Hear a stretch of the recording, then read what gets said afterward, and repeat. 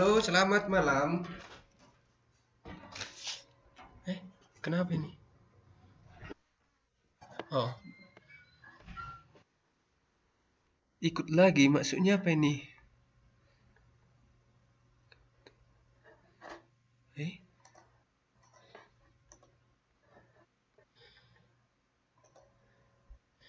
teriak.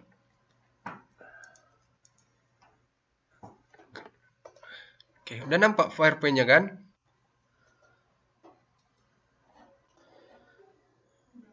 Oke.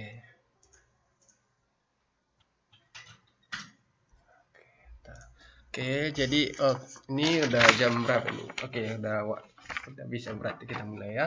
Ntar tunggu 3 menit lagi ya. Masih organisasi. Hmm, si, si,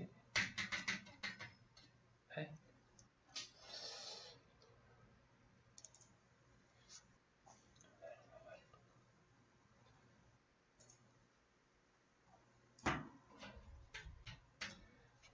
eh, 1, 2 titik, 3 titik, 1,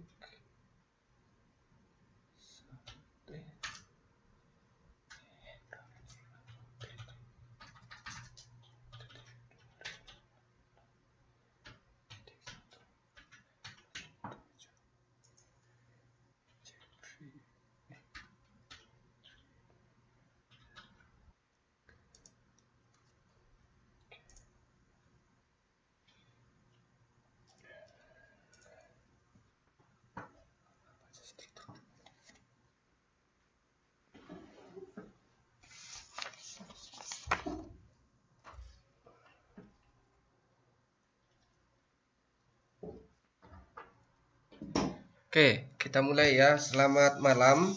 Nah, untuk malam ini materi kita untuk pertemuan yang ke-10 yaitu bab 9 kita berbicara tentang struktur organisasi ya. Nah, jadi eh, kalau sebelum-sebelumnya kan udah kita belajar tentang apa namanya?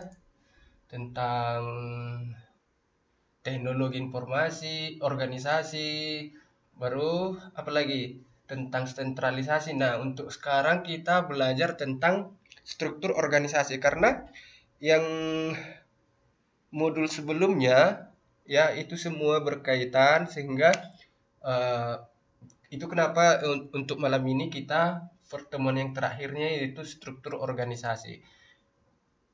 Nah, sekarang kita masuk tentang apa nih? Oke, di sini ada 3 outline belajar kita ya. Yang pertama yaitu berbagai jenis alat hubungan dalam organisasi. Yang kedua ada kegiatan belajar yang kedua yaitu struktur organisasi menurut fungsi dan menurut produk. Ya, yang ketiga perbandingan struktur fungsional, struktur produk dan struktur matriks. Ya, itu dia outline belajar kita untuk di bab 9 ada 3 ya. Oke. Nah, selanjutnya eh, kita akan berbicara tentang struktur organisasi ya. Jadi kenapa kita perlu belajar struktur organisasi? Ada yang bisa ada yang bisa kasih ini, Pak, kasih pendapat. Ada nggak yang bisa kasih pendapat? Kenapa penting itu struktur organisasi dipelajari? Oke, boleh. Ini warna apa ini ya? Bentar ya. Pak Kusmiati. Oh, tunggu dulu, saya matikan dulu line dari laptop ini kok ribut ya. Waduh.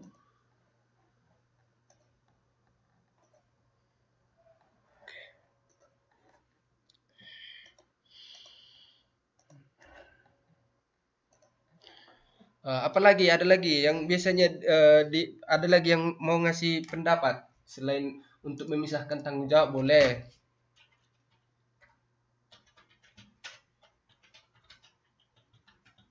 Itu bagus ya jawabannya ya.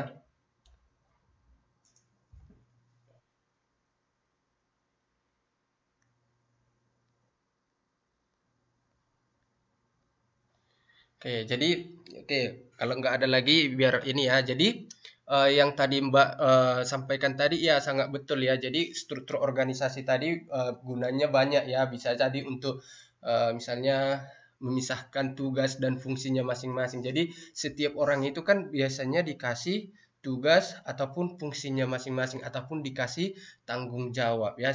Itulah gunanya tadi struktur organisasi, karena di dalam struktur organisasi itu misalnya ada atasan, ada bawahan lagi ya, dan selanjutnya itu dia.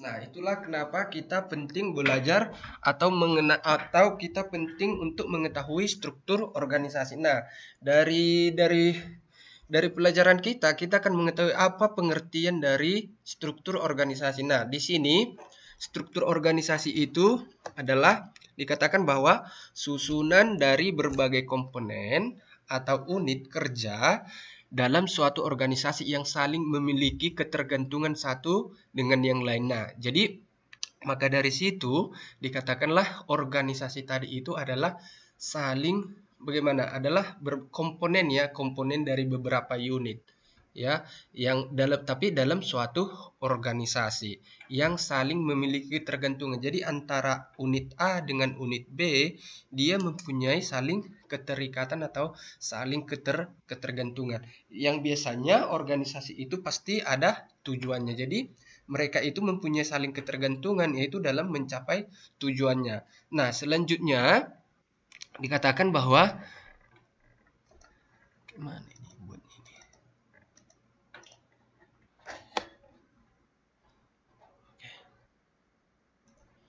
Nah, selanjutnya dikatakan bahwa struktur organisasi adalah susunan, hubungan, bagian atau posisi yang ada dalam suatu organisasi. Itu dia ya.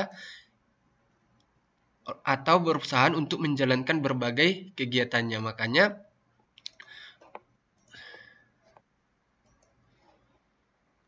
ini dia ya. Nah, jadi struktur organisasi itu adalah susunan dan hubungan setiap bagian atau posisi yang ada di dalam suatu organisasi atau perusahaan untuk menjalankan berbagai kegiatannya. Itu dia pengertian dari struktur organisasi. Di mana tadi struktur organisasi tadi penting karena apa? Karena untuk mengetahui tanggung jawab atau fungsi ataupun tugas dari setiap masing-masing anggota dari organisasi tersebut ya. Itu dia. Ada yang mau ditanya dari pengertian struktur organisasi? Yang penting diingat adalah bahwa kalau berbicara tentang struktur organisasi itu berarti ada komponen-komponennya. Kalau kita berbicara struktur berarti ada beberapa komponen yang membuat menjadi dia suatu organisasi. Misalnya makanya kita kemarin belajar hierarki ya, itu dia. Oke, ada mau ditanya dari sini dari pengertian struktur organisasi?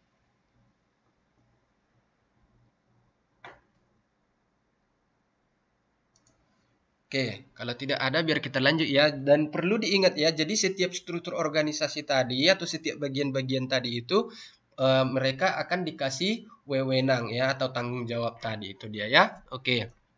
Nah, selanjutnya adalah mana nih? Selanjutnya kita akan berbicara tentang yang pertama, outline belajar kita yang pertama itu berbagai jenis alat dan hubungan dalam organisasi. Nah, kita ketahui bahwa biasanya struktur organisasi biasanya digambarkan dalam bentuk atau peta skema organisasi ya. Nah, di mana skema organisasi itu akan memberikan gambaran bagaimana keseluruhan kegiatan atau proses yang terjadi pada sebuah organisasi. Makanya kalau kita misalnya biasanya kalau kita pergi ke sebuah perusahaan, biasanya kalau untuk perusahaan besar, contohnya nih, biasanya struktur organisasinya biasanya akan langsung dibuat di misalnya nih di depan kantor misalnya. Maksudnya setelah misalnya kita masuk ke dalam sebuah kantor biasanya itu biasanya di pintu masuk atau di bagian pelayanan biasanya akan dibuat struktur organisasinya, siapa atasannya, siapa bawahannya. Jadi kita tahu biasanya seperti itu ya. Nah, jadi di sini terdapat 4 komponen dasar yang berperan sebagai kerangka dari definisi struktur organisasi. Nah, yang pertama dikatakan bahwa struktur organisasi memberikan gambaran mengenai pembagian tugas-tugas serta tanggung jawab kepada individu maupun bagian-bagian pada suatu organisasi. Ya, jadi di dalam sebuah organisasi tadi kan ada bagian-bagiannya masing-masing, ada hierarkinya. Nah, ketika kita misalnya menjadi anggota dari sebuah organisasi, ya jelas kita akan dikasih apa? Kita akan dikasih tugas serta tanggung jawab, ya itu dia gunanya. Nah, jadi dari bagian apa yang kita lakukan atau bagian apa kita di dalam sebuah organisasi, kita akan dikasih tanggung jawab ataupun tugas. Yang kedua dikatakan di sini bahwa struktur organisasi memberikan gambaran mengenai hubungan pelaporan yang ditetapkan secara resmi dalam suatu organisasi. Maksudnya di sini bahwa tercakup dalam hubungan pelaporan yang resmi ini banyaknya tingkatan hierarki ya. Jadi kita akan melaporkan apa yang menjadi misalnya nih ketika kita dikasih tanggung jawab ya, kita akan melaporkannya kepada siapa? Kepada atasan kita ya. Makanya itu tadi dikatakan adalah tercakup dalam hubungan pelaporan yang resmi ini karena adanya tingkatan hierarki tadi. Oke, yang ketiga dikatakan di sini bahwa struktur organisasi menetapkan pengelompokan individu menjadi bagian organisasi dan pengelompokan bagian-bagian organisasi menjadi suatu organisasi yang utuh ya, karena di dalam organisasi tadi akan terdapat apa? Kelompok individu. Jadi mereka akan dikelompokkan, misalnya kelompok A bagian produksi, kelompok B bagian penjualan, kelompok C bagian marketing dan lain sebagainya. Itu dia. Jadi kelompok-kelompok tadilah yang dikelompokkan menjadi sebuah organisasi ya, bagian-bagiannya tadi. Kemudian dibentuklah kemudian dinamakanlah itu menjadi sebuah organisasi. Yang keempat, struktur organisasi juga menetapkan sistem hubungan dalam organisasi yang memungkinkan tercapainya komunikasi, koordinasi ya. Jadi perlu diingat bahwa struktur organisasi itu harus menekankan apa? Ya harus penting yang namanya apa? Komunikasi, baru apa lagi? Koordinasi, dan yang selanjutnya apa? Pengintegrasian. Nah, kemarin kita kan udah belajar pengintegrasian bagaimana menghubungkan satu titik dengan titik yang lain ya, itu dia maksudnya pengintegrasiannya ya. Jadi dia udah terarah dia. Nah, makanya dibilang di sini komunikasi, koordinasi dan pengintegrasian segenap kegiatan organisasi baik ke arah vertikal maupun horizontal ya. Jadi harus ada hubungannya, itu dia fungsinya yang keempat. Oke, ada mau ditanya dari sini 4 komponen dasar ini yang membentuk kerangka dari definisi struktur organisasi?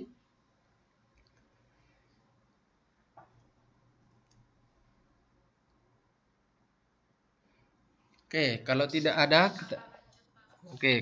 ada kita lanjut ya.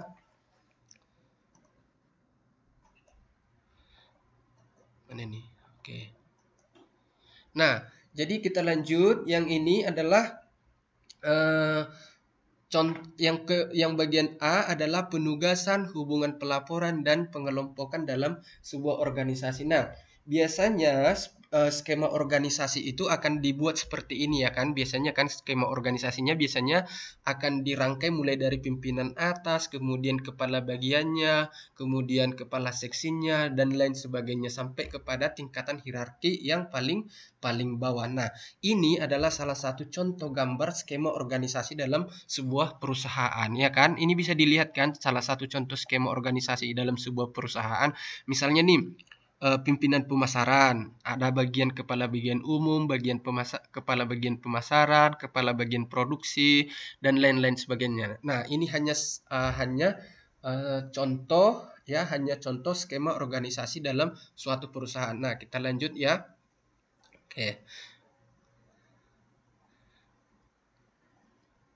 Nah, jadi di dalam apa tadi? Di dalam penugasan, hubungan pelaporan dan pengelompokan organisasi itu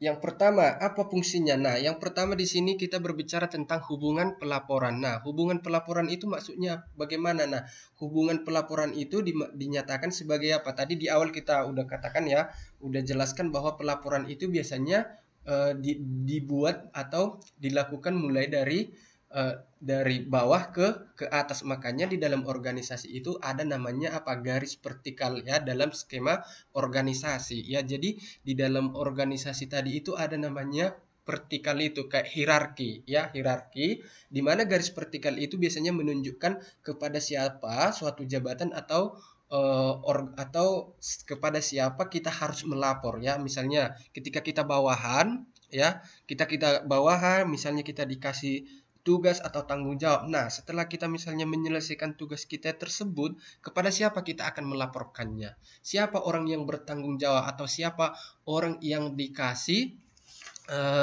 apa namanya? Yang dikasih otoritas ya. Kemarin kita udah belajar otoritas ya. Kepada siapa kita harus melaporkannya. Nah, yang kedua ada alokasi tugas dan tanggung jawab. Nah, di dalam coba di gambar kita sebelumnya kan itu adalah bagaimana skema suatu organisasi perusahaan. Jadi itu akan memberikan bagaimana yang tadi apa namanya?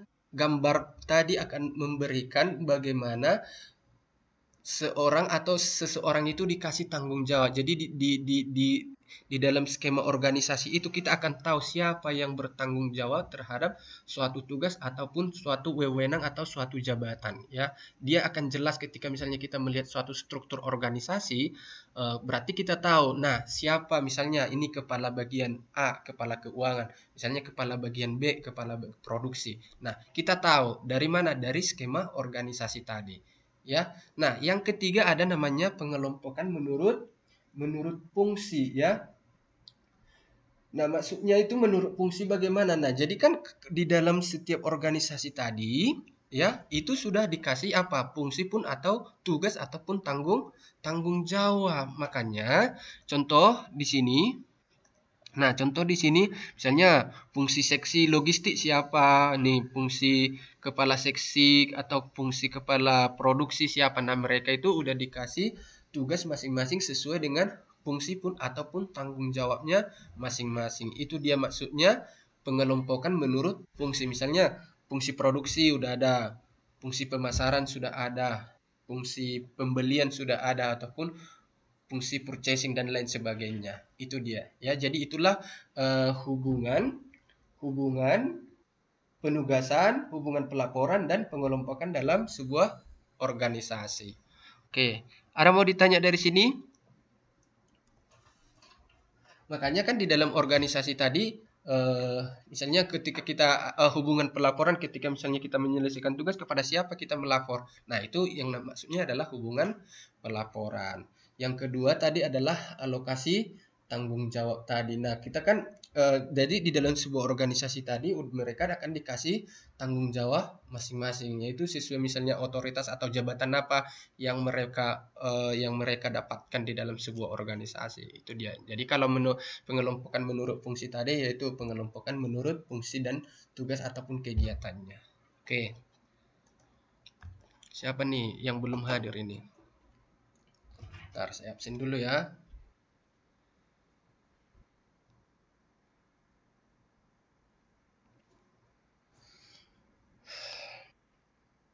Nah, selanjutnya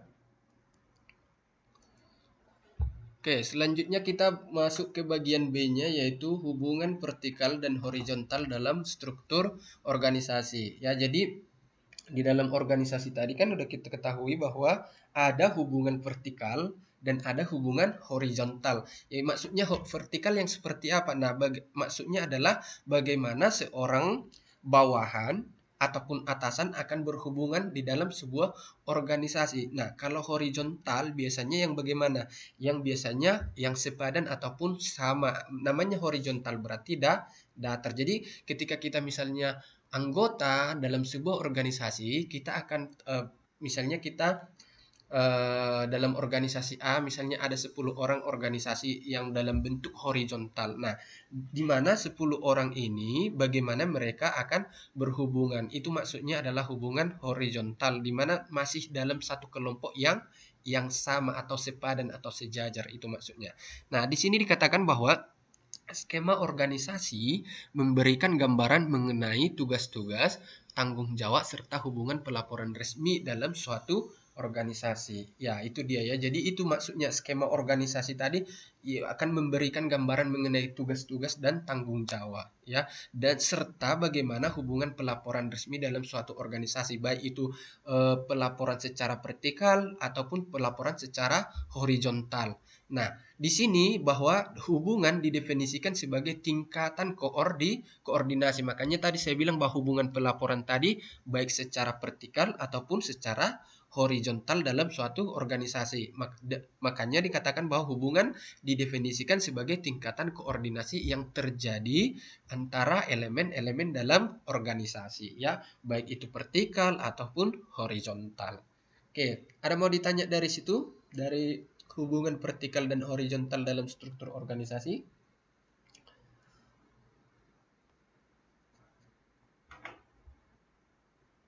Oke, kalau tidak ada, apa itu pengertian hubungan vertikal? Nah, di sini dikatakan bahwa seperti yang saya jelaskan tadi bahwa hubungan vertikal diperlukan untuk mengkoordinasikan dan mengintegrasikan kegiatan dari berbagai. Kenapa?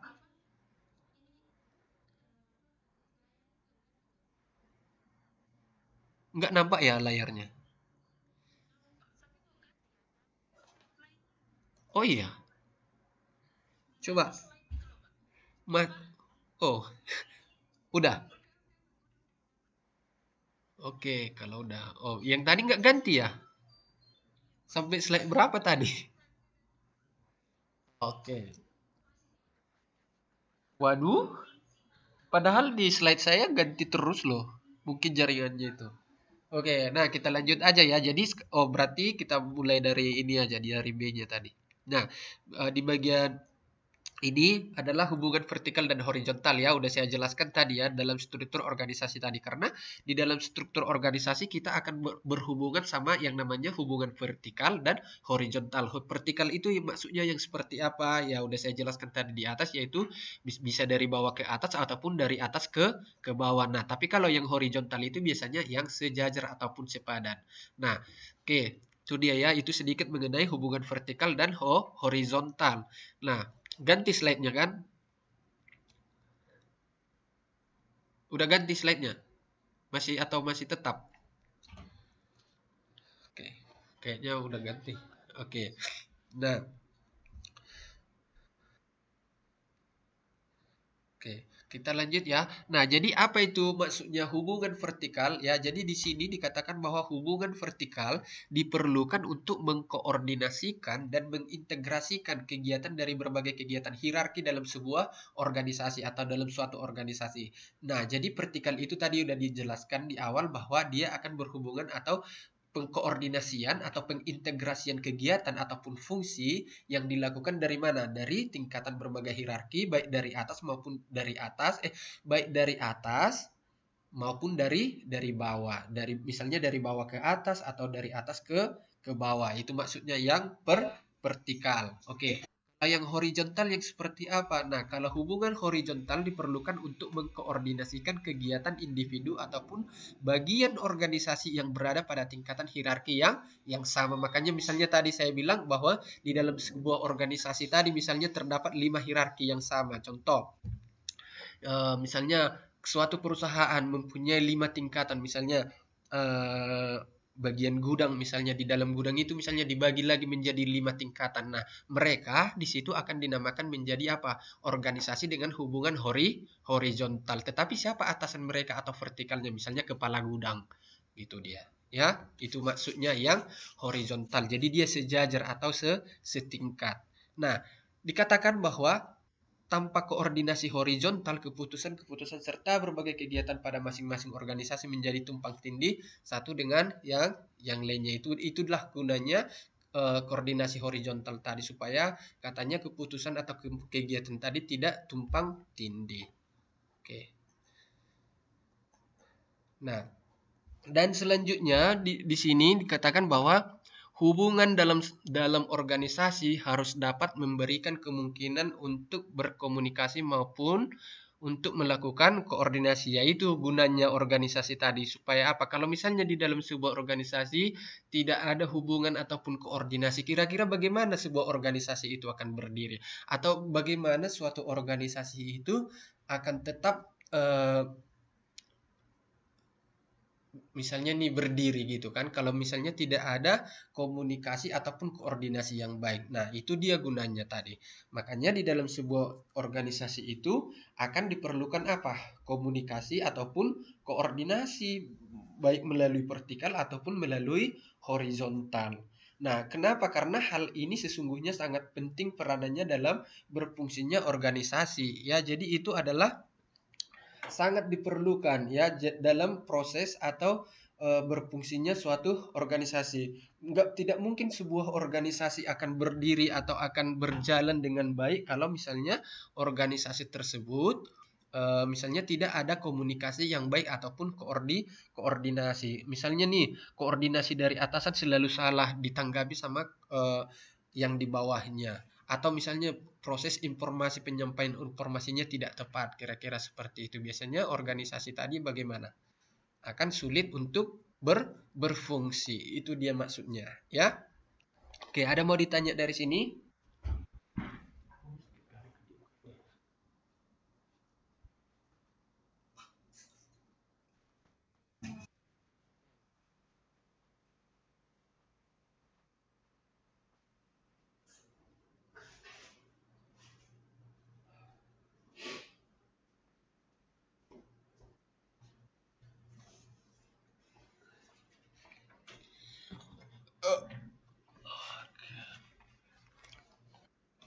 Nah, kita lanjut ya. Nah, sekarang kita masuk ke bagian C, yaitu hubungan vertikal. Nah, tadi kan udah kita belajar sekilas tentang apa? Tentang hubungan vertikal tadi ya. Jadi vertikal itu tadi kan kita katakan misalnya dari atas ke bawah ataupun dari bawah ke atas. Itu dia maksudnya. Nah, jadi hubungan vertikal ini dalam sebuah organisasi ya atau kualitas hubungan vertikal yang misalnya dibutuhkan di dalam sebuah organisasi itu biasanya akan dipengaruhi oleh dua faktor ya. Jadi apa aja yang mempengaruhinya? Misalnya yang pertama ukuran organisasi. Biasanya kan kita udah belajar sebelumnya sebuah organisasi biasanya ketika sebuah organisasi akan semakin besar bagaimana biasanya tingkat hierarkinya? Semakin masih ingat nggak?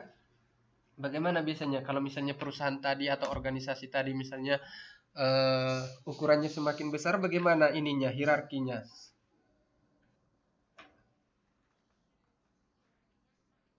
Iya, semakin tinggi ataupun semakin iya, semakin tinggi ataupun semakin banyak. Nah, kalau misalnya hierarkinya semakin tinggi, kira-kira vertikalnya semakin bagaimana? Semakin tinggi atau semakin banyak. Itu biasanya kan? Kalau misalnya berarti kalau misalnya hierarkinya naik berarti vertikalnya juga nah ini kenapa lagi nih? Masalah jaringan menghalangi Anda menyajikan papan tulis. Polling tanya jawab dan jaringan apa ini lagi nih? Hilang PowerPoint-nya ya? Di sini kok hilang ya? Oke. Udah saya record. Coba saya lihat dulu ya. Oke, nggak apa-apa. Masih nampak ya ininya ya, PowerPoint-nya ya, slide-nya ya. Oke. Nah, jadi di sini kita akan belajar tentang apa? Tentang hubungan vertikal maupun horizontal tadi. Ya. Ini kenapa lagi ini? Oke. Nah, di sini kita belajar tentang hubungan vertikal ya. Yang pertama, jadi hubungan vertikal tadi atau kualitas hubungan vertikal di dalam suatu organisasi itu katanya ditentukan oleh dua faktor ya. Yang pertama yaitu ukuran organisasi dan yang kedua adalah tingkat ketidakpastian yang dihadapi oleh organisasi. Itu dia ya. Nah,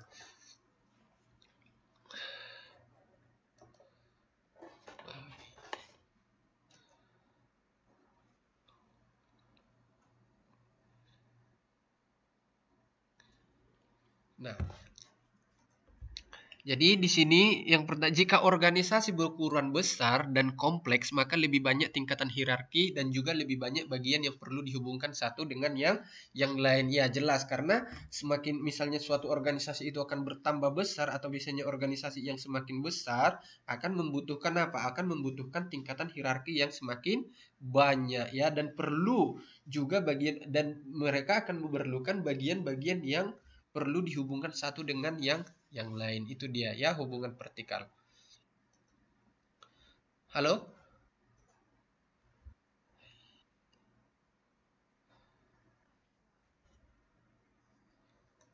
Oke.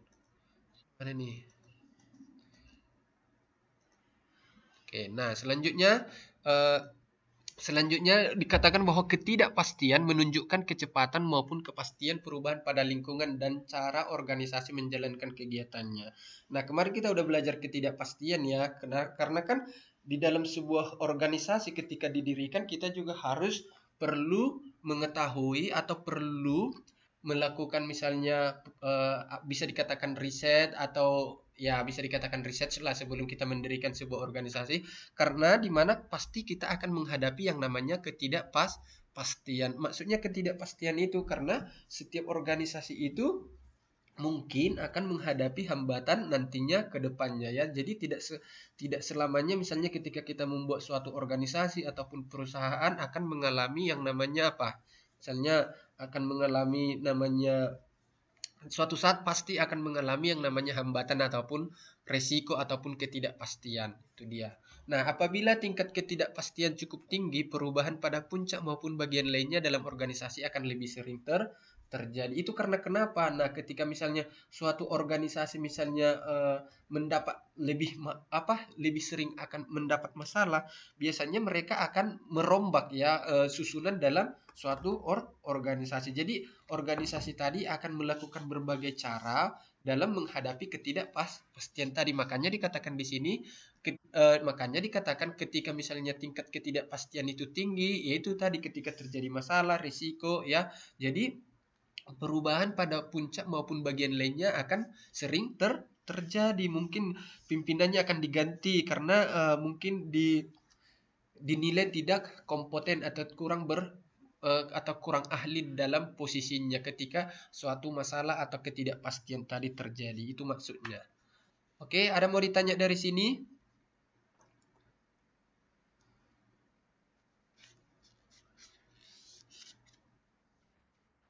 Oke, kita lanjut ya. Nah, jadi selanjutnya kita akan belajar tentang alat untuk melakukan hubungan vertikal. Nah, ini ada beberapa alat yang digunakan ataupun berbagai macam alat yang digunakan untuk menciptakan hubungan vertikal.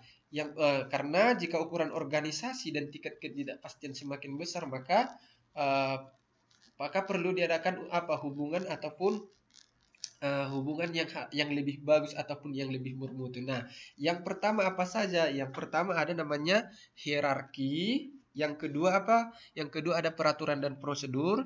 Yang ketiga ada rencana dan jadwal. Yang keempat ada penambahan tingkat atau posisi hierarki.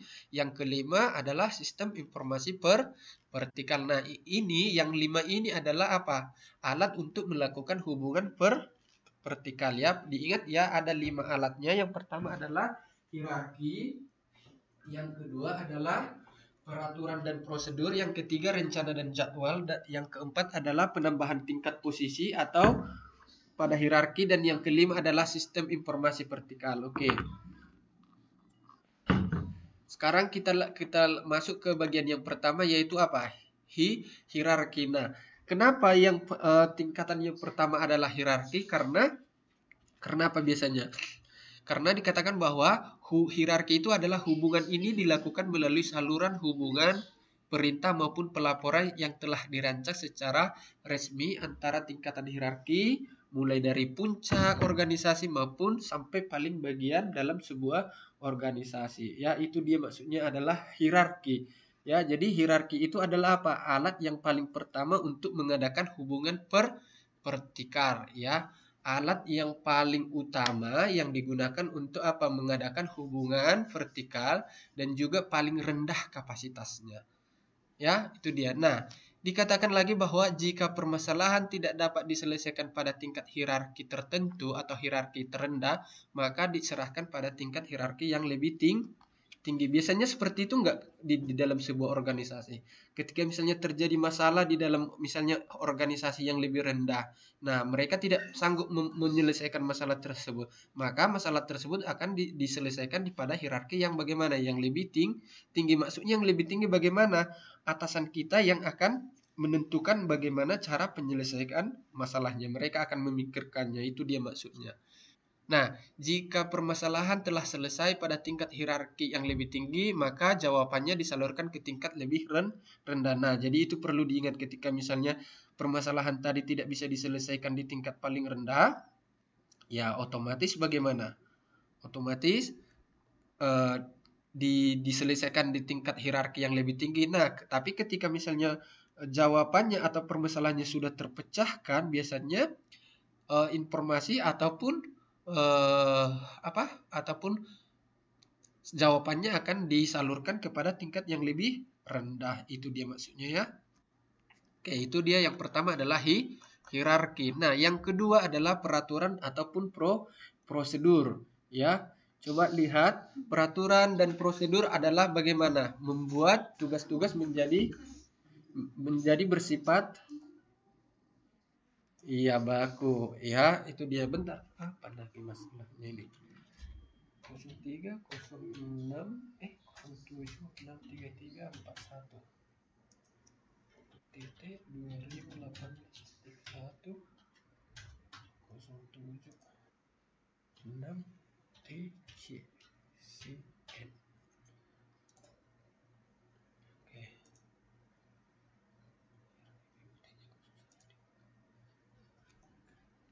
Nah, oke, selanjutnya yang bagian kedua adalah katanya peraturan dan prosedur. Nah, jadi dalam sebuah organisasi itu pasti ada namanya peraturan dan prosedur, ya, setiap organisasi. Tetapi setiap organisasi biasanya mempunyai peraturan ataupun prosedur yang berbeda, ya, baik dari segi tingkatannya ataupun dari segi peraturannya pasti beda, ya. Nah, maksudnya di sini adalah kenapa? Karena setiap organisasi ya beda-beda prosedur, beda peraturan pasti atau beda organisasi, itu dia. Nah, di sini peraturan dan prosedur fungsinya untuk apa? Untuk membuat tugas-tugas menjadi bersifat baku atau standar. Ya, itu dia. Misalnya nih, contoh paling sederhana ketika misalnya kita di sekolah. Nah, kita kan udah dikasih tugas, misalnya udah dikasih seragam yang sama, memakai seragam yang sama. Itu paling contoh yang paling umum. Untuk apa gunanya? Untuk membuat tugas tadi menjadi atau membuat siswa tadi terlihat baku ataupun standar, ya. Nah, di sini di dalam perusahaan ini apa maksudnya kalau di dalam perusahaan adalah membuat tugas menjadi bersifat baku ataupun standar sehingga mengurangi kebutuhan akan informasi. Nah, yang selanjutnya dikatakan bahwa akan memberikan petunjuk mengenai apa yang harus dilakukan oleh karyawan. Nah, ketika misalnya tugas dan tanggung jawab tadi atau prosedur tadi itu akan membantu siapa? Akan membantu karyawan dalam menyelesaikan tugas atau juga akan mengurangi kebutuhan akan informasi. Nah, biasanya kan kalau misalnya kita udah dikasih peraturan ataupun prosedur, biasanya kita baca atau enggak? Itu dia gunanya. Nah, makanya pertama ketika misalnya kita dikasih peraturan atau prosedur pasti kita baca. Gunanya untuk apa? Yaitu tadi untuk membuat tugas menjadi standar atau baku, baru untuk mengurangi kebutuhan akan informasi. Jadi kita nggak nanya sana sini gitu loh. Misalnya tanya si A, tanya si B, tanya si C. Itu dia maksudnya, ya. Yang selanjutnya akan memberikan petunjuk mengenai apa yang harus dilakukan oleh karyawan, ya. Itu dia gunanya. Jadi makanya ada namanya apa? Peraturan dan prosedur, ya. Ada mau ditanya dari peraturan dan prosedur? Kalau tidak ada kita lanjut. Ya, baru selanjutnya perusahaan itu atau organisasi juga harus perlu membuat rencana ataupun jadwal. Gunanya jadwal ataupun rencana bagaimana? Ketika teman-teman misalnya mempunyai jadwal untuk minggu depan, apa itu fungsinya? Pernah nggak membuat jadwal ataupun misalnya rencana ataupun jadwal? Pernah nggak ada yang mencoba gitu? Saya mau buat jadwal gitu. Jadwal apa nih? Misalnya jadwal bepergian untuk minggu depan atau jadwal kerja atau jadwal kunjungan gitu. Nah, itu di sini gunanya untuk apa? Yaitu ada salah satu juga alat untuk melakukan hubungan vertikal karena kenapa? Karena bentuk rencana yang menyangkut juga aspek waktu yang akan mengurangi aliran informasi dalam sebuah organisasi ya. Itu dia. Nah, selanjutnya di sini bahwa contoh bentuk rencana yang paling sering kita lihat dalam organisasi adalah anggaran. Nah, jadi dalam perusahaan itu biasanya mereka akan membuat jadwal anggaran itu atau jadwal budget itu biasanya bagaimana di tahun sebelumnya. Contoh perusahaan ketika misalnya mau membuat perencanaan untuk tahun depan biasanya disusun di tahun kapan? Misalnya ini ada nih contoh budget atau contoh anggaran 2020. Itu disusun di tahun berapa? Ada yang mau bantu jawab? Halo? Nah, ketika misalnya nih sebuah perusahaan contoh nih, mereka mau membuat anggaran atau budget untuk tahun 2020 misalnya. Itu anggarannya disusun tahun berapa? Yang lain. Misalnya nih iya, yang benar itu adalah 2019 ya, bukan di awal tahun ya. Jadi ketika misalnya suatu perusahaan itu mau membuat anggaran budgetnya atau anggaran budgetingnya misalnya untuk tahun depan, biasanya itu akan dirancang atau disusun di tahun sebelumnya. Itu deh. Contohnya kayak negara kita misalnya sebuah negara, contohnya negara kita ketika misalnya mau menyusun RAPBN-nya atau RAPBN tahu kan rancangan anggaran pendapatan misalnya nih belanja negara ya kan untuk tahun 2020 biasanya akan dirancang di tahun 2019 ya itu guna mereka misalnya pejabat atau anggota MPR, menteri, presiden akan melakukan rapat di tahun 2019 untuk merancang ataupun untuk membahas anggaran di tahun 2020 misalnya seperti itu ya. Jadi itu akan dibuat di awal. Makanya ketika misalnya kita mempunyai rencana mau bepergian minggu depan otomatis akan kita rencanakan seminggu sebelumnya kira-kira seperti itu dia. Hai, ni hao.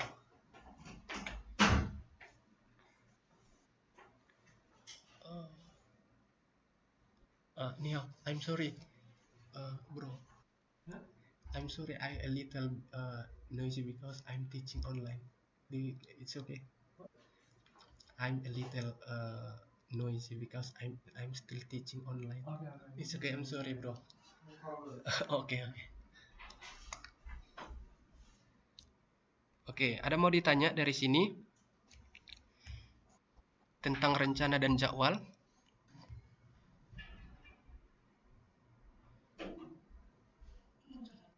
Oke, kalau tidak ada kita lanjut ya. Nah, untuk selanjutnya kita akan berbicara tentang bagaimana penambahan tingkat posisi pada ataupun pada hierarki ya. Jadi suara saya terdengar kan? Soalnya ada teman saya nih baru datang. Oke. Oke, jelas ya. Oke. Takutnya mengganggu mereka kalau misalnya suara saya terlalu besar. Nah, di sini yang selanjutnya adalah penambahan tingkat atau posisi pada hierarki. Nah, jadi misalnya ketika suatu organisasi tadi semakin besar, nah otomatis akan membutuhkan apa? Akan membutuhkan tingkatan ataupun hierarki. Nah, contohnya misalnya penambahan staf ya. Nah, di sini dikatakan bahwa misalnya penambahan staf untuk apa? Untuk ditugasi menangani suatu permasalahan tertentu. Ya, itu dia. Yang selanjutnya apa? Dapat mengurangi banyak informasi dan permasalahan ketika misalnya ditempatkan seorang spesialis untuk menangani suatu masalah tertentu. Biasanya itu untuk mengurangi apa? Untuk mengurangi permasalahan. Tidak mungkin kan suatu organisasi misalnya membutuhkan apa namanya? Misalnya suatu organisasi itu membutuhkan staf, tetapi tidak untuk misalnya untuk menyelesaikan suatu permasalahan. Kira-kira bagaimana? Itu tidak tepat ya. Makanya suatu misalnya organisasi itu membutuhkan membutuhkan ya itu karena apa? Karena pasti ada masalah yang mau diselesaikan. Oke. Yang kedua, yang selanjutnya adalah jika organisasi semakin besar, maka perlu tambahan posisi atau tingkatan hierarki untuk mengurangi besarnya rentang kendali. Kemarin kita misalnya udah belajar tentang rentang kendali ya kan. Kenapa itu perlu? Karena untuk mengurangi misalnya dari misalnya seberapa banyak misalnya seorang atasan itu akan memimpin seorang bawahannya. Jadi ketika misalnya saya seorang manajer atau seorang pimpinan, berapa anggota yang sanggup saya pimpin ketika saya berada di dalam posisi manajer atau di dalam posisi atasan, itu dia maksudnya. Oke. Nah, yang selanjutnya adalah sistem informasi vertikal. Ya. Nah, jadi sistem informasi vertikal itu maksudnya yang bagaimana? Nah, di sini katanya bahwa akan menjadikan pengolahan informasi sepanjang hierarki bertambah efisien. Ya, jadi vertikal itu tadi. Jadi akan menjadikan harus dijadikan informasi tadi harus efisien. Nah, membuat kapasitas pengolahan informasi menjadi lebih besar sehingga tidak ada posisi yang terlalu dibebani dengan informasi dan dapat mengurangi kebutuhan akan posisi yang baru. Itu dia. Oke, ada mau ditanya dari kelima ini? Kalau tidak ada, biar kita lihat. Nah, coba lihat, ini adalah salah satu. Nah, ini bisa dilihat ya. Jadi ini adalah alat untuk menentukan hubungan vertikal tadi. Yang pertama dimulai dari apa? Dari hierarki. Ya. Yang kedua adalah dimulai dari mana? Ada namanya peraturan dan prosedur. Yang selanjutnya ada rencana. Ya, rencana dan jadwal. Habis itu apa lagi? Ada penambahan tingkat. Ya. Nah, ini adalah misalnya nih kalau di dalam hierarki tadi bagaimana tingkat koordinasinya. Makanya di sini adalah hierarki tingkatan yang bagaimana paling rendah. Ya, itu dia ya. Selanjutnya diikuti oleh peraturan dan prosedur, rencana dan jadwal, dan penambahan tingkat ataupun posisinya. Nah, ini dia ya. Jadi ini adalah gambar untuk melakukan hubungan vertikal. Nah, harus dimulai dari hierarki ya. Yang diingat ya, dimulai dari hierarki, peraturan dan prosedur, rencana dan jadwal, penambahan tingkat ataupun posisi pada hierarki, dan sistem informasi vertikal. Oke, kalau tidak ada kita lanjut ya. Nah, yang kemudian yang bagian D adalah kita berbicara tentang hubungan horizontal ya, hubungan horizontal. Nah, di sini ya, internetnya pun menolak.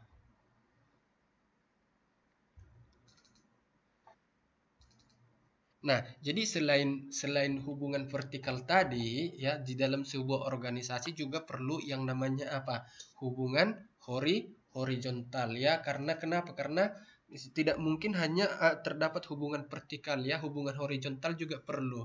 Ini gunanya untuk apa? Agar dapat misalnya sebuah organisasi itu dapat bekerja dengan baik ya. Itu gunanya, makanya ada hubungan vertikal dan ada hubungan horizontal.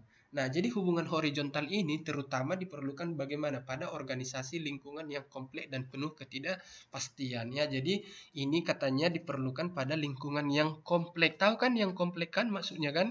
Yang besar ya. Iya, gitu dia, yang penuh dengan ketidakpastian. Nah, setiap bagian organisasi berinteraksi dengan segmen lingkungan tertentu sehingga menuntut adanya keterampilan, sasaran, dan nilai-nilai khusus yang dimiliki organisasi. Ya, itu dia. Jadi hubungan horizontal itu adalah bagian organisasi yang berinteraksi dengan segmen lingkungan tertentu sehingga menuntut adanya keterampilan, sasaran, dan nilai-nilai khusus yang dimiliki oleh suatu organisasi. Nah, selanjutnya adalah organisasi harus dapat melakukan integrasi horizontal untuk menyatukan kegiatan bagian-bagian yang berlainan.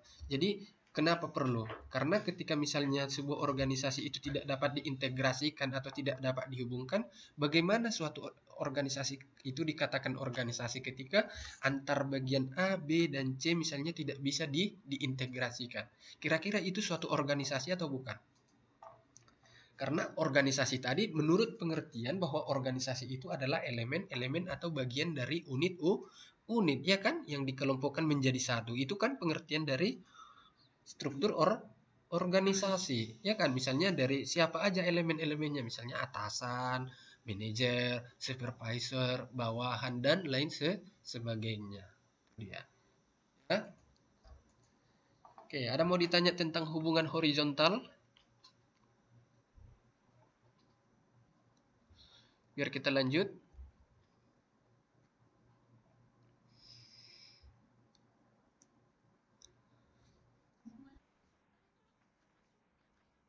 Kenapa?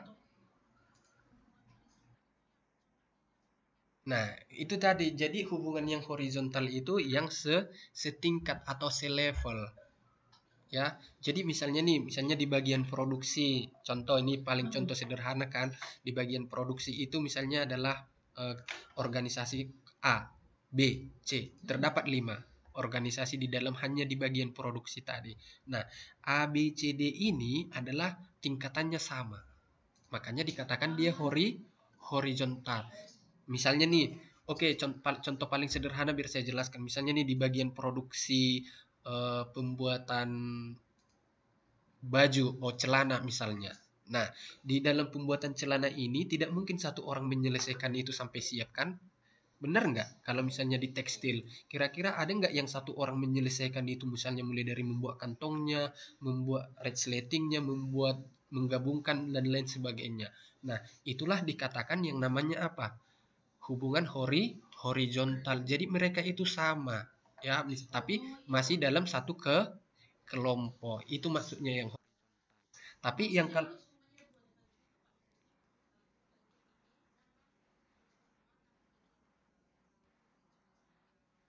hmm.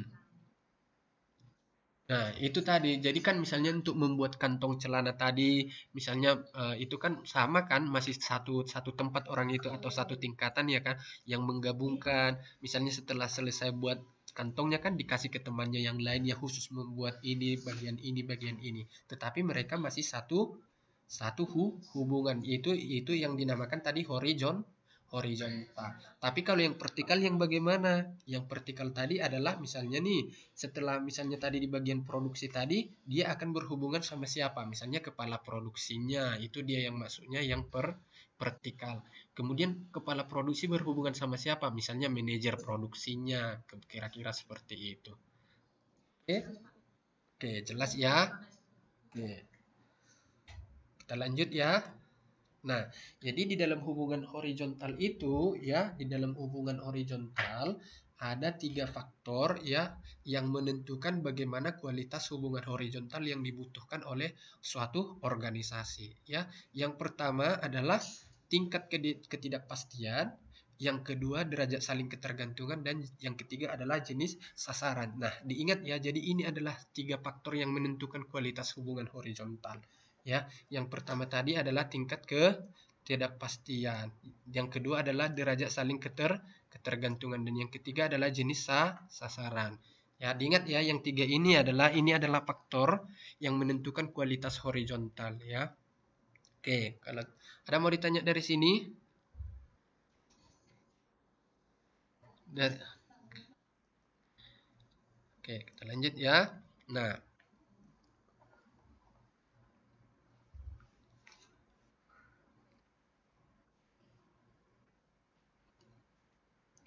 saya minum dulu ya, bentar ya.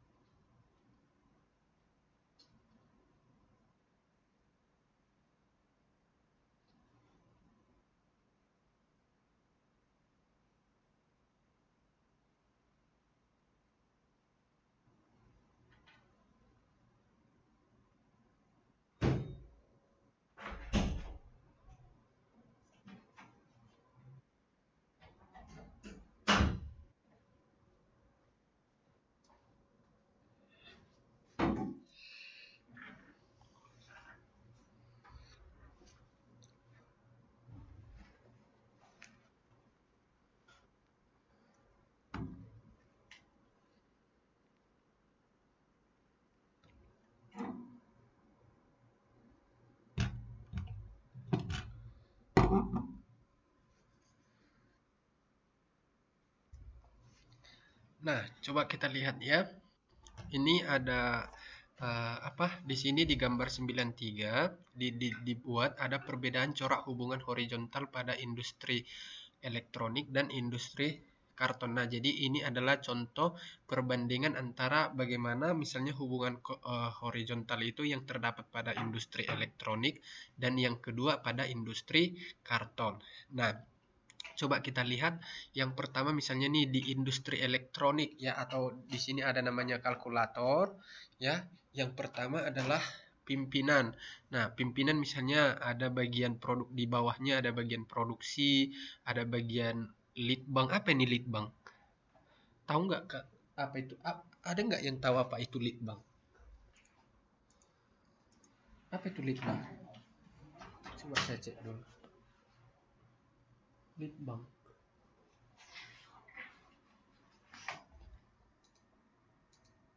Oh, jadi mungkin lead bank itu kayak apa namanya?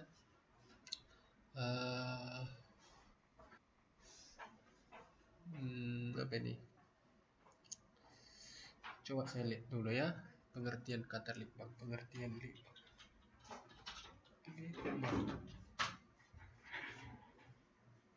Oh, kayak penelitian dan pengembangan gitu dia.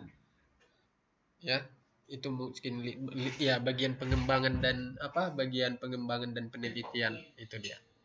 Nah, Nah, itu dia. Baru bagian ada di sini bagian pemasaran. Nah, di sini kan ada 3 bagian. Nah, jadi kalau di dalam industri elektronik ini, di sini yang bagian horizontal misalnya nih, antara bagian produksi sama bagian lead bank. Boleh ya dilihat ya. Nah, kemudian bagian lead bank dengan bagian pemasaran. Nah, itu dia hubungan horizontalnya kayak yang Mbak tanya tadi. Maksudnya yang horizontal itu yang bagaimana, ya kan? Nah, di sini tapi ini udah antar bagian, ya. Nah, kalau di bagian industri kotak karton, ya, misalnya bagian produksi, ada bagian lead bank dan ada bagian pemasaran. Nah, di sini yang berhubungan hanya yang terjadi hubungan horizontal yaitu hanya bagian produksi dan bagian pemasaran. Itu kira-kira karena apa? Karena ini kan hanya karton. Ya kan mungkin. Ya, jadi yang berfungsi di sini hanya bagian produksi dan pemasaran yang perlu mempunyai hubungan antara koordinasi yang horizontal. Jadi mereka tidak membutuhkan misalnya bagian produksi ke bagian lead bank tidak penting ya, atau mereka tidak membutuhkan misalnya bagian pemasaran dengan bagian lead bank tidak penting, tapi yang saling membutuhkan adalah produksi dan pemasaran. Tetapi kalau untuk industri elektronik ya, elektronik saling membutuhkan satu dengan yang lain, dari produksi ke lead bank, dari lead bank ke pemasaran ya. Jadi ini hanya contoh bagaimana penerapan atau corak hubungan horizontal pada sebuah industri, misalnya industri elektronik ataupun industri karton. Ya, oke, kita lanjut ya. Oke, yang selanjutnya ini adalah apa nih kira-kira ini? Di sini ada namanya alat untuk melakukan hubungan horizontal. Nah, kalau yang pertama tadi adalah kita udah berbicara tentang alat untuk melakukan vertikal ya, karena dimulai dari tadi yang vertikal. Sekarang kita yang horizontal. Nah, dari gambar ini bisa kita lihat misalnya alat untuk melakukan hubungan horizontal itu dimulai dari apa? Misalnya dokumen tertulis, kontak langsung, penghubung, satuan tugas atau task force, baru apa lagi nih, tim dan integrator permanen. Ya, itu dia ada berapa tahap? Ada 6 tahap ya dalam di dalam melakukan hubungan horizontal ya. Ini oke, kita lihat ya. Nah, ini dia yang pertama tadi udah kita alat untuk melakukan hubungan horizontal ya. Yang pertama ada dokumen tertulis, kontak langsung, penghubung, satuan tugas dan satgas, tim, integrator, dan permanen. Oke, nah kita lanjut. Nah, oh bukan, kita jelaskan satu persatu rupanya. Sorry, maaf.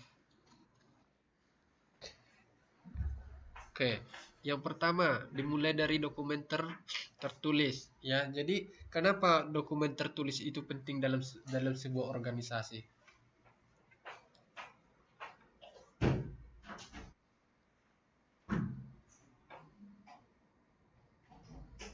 Nah, dikatakan di sini bahwa dokumen tertulis itu misalnya seperti pelaporan, memo merupakan alat hubungan horizontal yang paling sederhana, ya. Jadi di sini dikatakan bahwa pertukaran dokumen tertulis mengenai suatu permasalahan ataupun mengenai suatu keputusan dapat dilakukan antar beberapa bagian dalam suatu organisasi itu. Jadi gunanya dokumen tertulis tadi untuk apa? Adalah untuk pertukaran misalnya untuk pemberian informasi, ya, kalau misalnya terjadi permasalahan mengenai suatu keputusan, ya, yang dilakukan di beberapa bagian, ya, itu dia gunanya dokumen tadi, ya. Dokumen itu misalnya biar legal dia, ya, biar sah. Jadi ketika misalnya terjadi permasalahan dapat diketahui dari mana, dari dokumen tertulis, ya. Yang kedua adalah kontak langsung. Ya, di sini kontak langsung misalnya adalah antara pimpinan bagian-bagian yang terlihat dalam suatu permasalahan merupakan alat hubungan horizontal yang tingkatannya lebih tinggi. Nah, kontak langsung ini dapat mempunyai kelemahan dan karena berhubungan antar bagian, oke.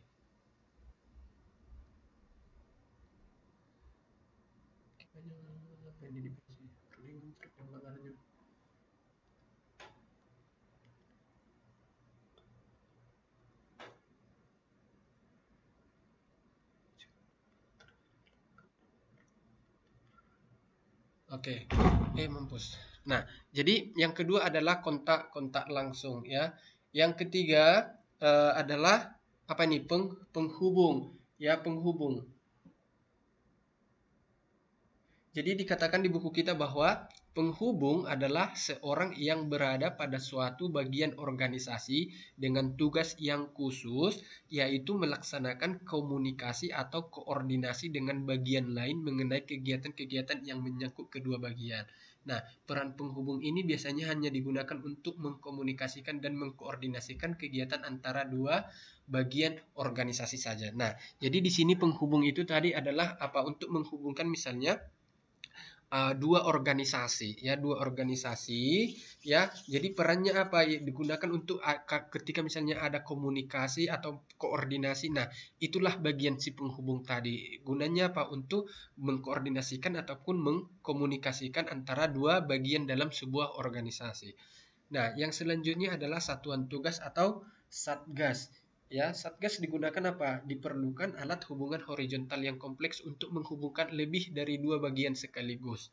Ya, itu dia satgas. Jadi menghubungkan dua bagian sekaligus. Tugasnya adalah apa? Jadi satuan tugas adalah suatu komite yang bersifat sementara yang beranggotakan wakil-wakil dari berbagai bagian yang terlibat dalam permasalahan. Nah, jadi misalnya Satgas tadi dibentuk dari mana? Dari setiap wakil dalam sebuah organisasi katanya. Ya, itu dia. Nah, yang selanjutnya adalah tim. Nah, tim di sini adalah merupakan satuan tugas yang bersifat permanen yang digunakan jika koordinasi antara bagian diperlukan secara terus-menerus. Ya, jadi tim ini sifatnya adalah permanen, tidak sementara, ya. Jadi tim juga dapat dibentuk secara khusus untuk menangani suatu kegiatan proyek yang cukup rumit pelaksanaannya dan memerlukan koordinasi ketat secara terus-menerus antar bagian yang terlihat, ya. Jadi tim itu dibuat adalah untuk apa tadi? Untuk melakukan pekerjaan yang sifatnya permanen, ya. Itu dia, tidak sementara, ya. Jadi selain itu tim juga dibuat secara khusus untuk menangani suatu permasalahan yang ribet, ya. Makanya pernah nggak kita misalnya kalau udah berbicara tentang biasanya tim khusus katanya gitu kan, itu biasanya permasalahannya itu biasanya bagaimana, sudah ribet ataupun susah, ya. Itu dia, makanya kayak sekarang kan tim khusus penanganan COVID-19, tim khusus Densus 88, tim khusus ini biasanya karena masalah yang dihadapi biasanya bagaimana? Susah. Itu dia. Nah, yang selanjutnya adalah integrator permanen. Integrator permanen apa? Ya, integrator permanen itu adalah alat hubungan horizontal yang paling kuat, ya. Nah, jadi integrator permanen dapat berupa suatu jabatan ataupun bagian yang secara khusus bertugas untuk mengkoordinasikan beberapa bagian organisasi, ya. Dan integrator permanen tersebut terletak di luar bagian yang dikoordinasikan tersebut. Nah, di sini peran sebagai integrator menuntut keterampilan khusus ya. Nah, jadi kalau misalnya kita udah berbicara integrator itu berarti jabatan pun ataupun bagian khusus ini ya. Jadi itu maksudnya integrator itu udah bagian khusus yang bertugas untuk mengkoordinasikan beberapa kegiatan dalam sebuah organisasi. Ya, nah jadi inilah ada 6 alat yang digunakan untuk melakukan hubungan horizontal. Yang pertama tadi harus ada dokumen tertulis, yang kedua kontak langsung, yang ketiga ada penghubung, yang keempat ada satuan tugas atau satgas, yang kelima ada tim, dan yang keenam ada integrator permanen. Nah, diingat ya yang keenam ini ya. Oke. Siapa nih yang baru ngechat ini? Oke. Pak Dirga hadir, sudah diabsenkan. Sambil kerja, belum bisa deh. Oh. Mbak Dirga kerja apa? Kerja di mana?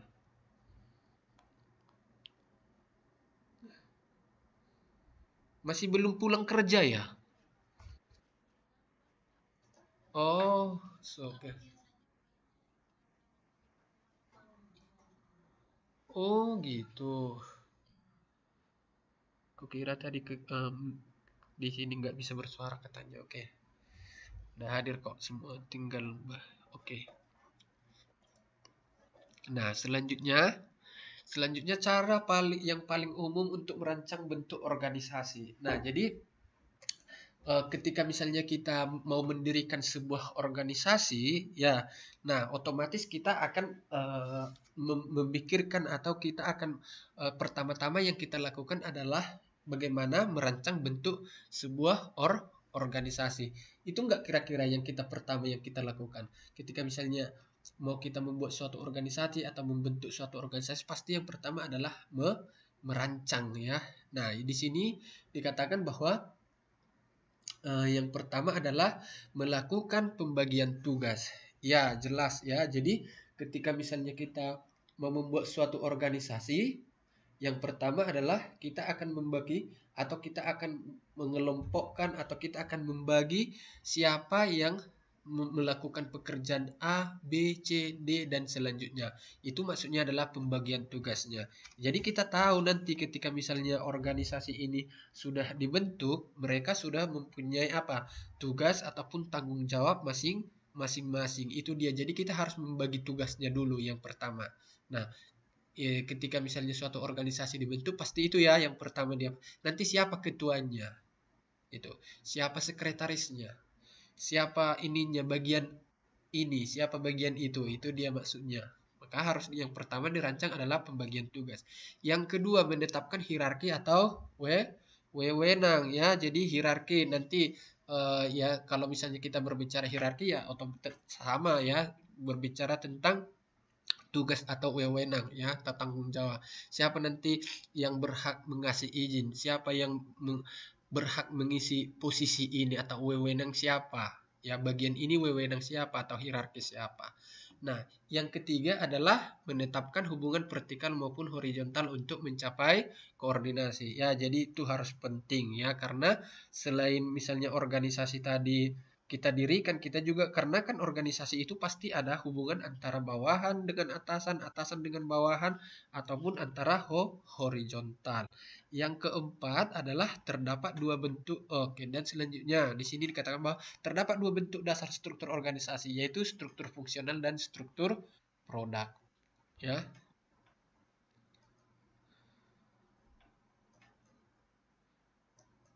Oke. Kita udah masuk ke bagian 2 rupanya ya.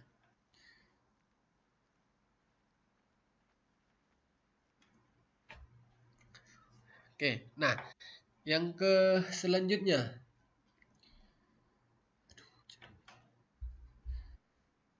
yang selanjutnya di kegiatan belajar yang kedua kita ini adalah yang struktur organisasi menurut fungsi dan menurut produk ya, udah kita jelaskan tadi yang pertama ya. Cara yang paling umum untuk merancang bentuk organisasi, yang pertama melakukan pembagian tugas, menetapkan hierarki atau wewenang, menetapkan hubungan vertikal maupun horizontal untuk mencapai koordinasi. Nah, selanjutnya di sini katakan bahwa terdapat dua bentuk dasar struktur organisasi. Yang pertama itu struktur fungsional dan struktur produk. Apa itu struktur fungsional dan apa itu struktur produk? Nah, coba kita lihat di sini. Nah, di sini ada sebuah contoh struktur organisasi fungsional. Nah, ini nampak nggak gambarnya? Tapi di bukunya ada ya. Oh, nampak ya. Nah, jadi misalnya nih, ini adalah salah satu contoh struktur organisasi fungsional. Nah, fungsional itu maksudnya misalnya mereka dikasih tugas ataupun tanggung jawab masing-masing. Nah, yang pertama adalah misalnya nih pimpinan perusahaan langsung memberikan fungsional kepada misalnya bagian lead bank, bagian pemasaran, keuangan dan produksi ya. Nah, selanjutnya ini adalah salah satu contoh struktur organisasi menurut produk. Ya, pertama adalah misalnya pimpinan perusahaan di sini. Kalau ini jelas nggak nampak ya. Kayak manapun katanya nggak nampak ya ini. Karena gambarnya kecil banget. Nah, jadi nampak ya. Nah, jadi soalnya di ininya di bukunya memang nggak bisa. Nah, yang ini adalah salah satu contoh struktur organisasi menurut produk. Nah, pimpinan utamanya misalnya pemimpin perusahaan, ya itu sebagai contoh hierarki paling tinggi atau pimpinan puncak. Nah, dia membawahi tiga divisi. Yang pertama divisi produk B, dan divisi produk C. Nah, jadi masing-masing tadi divisi produk tadi mereka mempunyai bagian-bagian yang masing-masing juga ya. Misalnya divisi produk A ada misalnya bagian lead banknya khusus juga, bagian produksinya juga ada, bagian keuangannya juga ada, bagian pemasarannya juga ada. Nah, begitu juga di divisi produk B ya. Jadi ini maksudnya ini adalah salah satu contoh struktur organisasi menurut produk ya. Kalau yang di bagian yang pertama tadi adalah langsung atau fungsional, ketika misalnya dia ada bagian lead bank, ada bagian pemasaran, ada bagian keuangan, dan ada bagian produksi ya. Itu dia bedanya ya. Kalau ini menurut produk ya, misalnya produk A, produk B, dan produk C. Tetapi mereka tetap mempunyai bagian-bagian yang sama. Sebenarnya dikatakan tidak sama, tetapi mereka mempunyai juga bagian yang sama di dalam setiap divisi produk. Misalnya divisi produk A, B, C mempunyai juga bagian yang sama di setiap divisi. Contohnya produksi bagian limbang di A ada di bagian B dan ada di bagian C. Bagian produksi di B ada di bagian A, ada di bagian B, dan ada di produk C. Bagian keuangan misalnya ada di divisi produk A, ada di divisi produk B, ada di divisi produk C, dan lain sebagainya ya. Itulah struktur organisasi menurut produk ya. Oke. Nah, selanjutnya kita masuk tentang struktur fungsional, karena tadi kita belajar ada dua ya, yaitu yang pertama tadi ada menurut fungsi dan ada menurut produk ya. Yang pertama, kita belajar tentang struktur fungsional, ya. Nah, di sini dikatakan bahwa pada organisasi yang menggunakan struktur fungsional, kegiatan pada seluruh tingkatan dikelompokkan sedemikian rupa sehingga kegiatan yang fungsinya sama terkumpul pada suatu bagian, dan berikut adalah contohnya. Coba kita lihat, ada di bukunya contohnya, katanya di sini.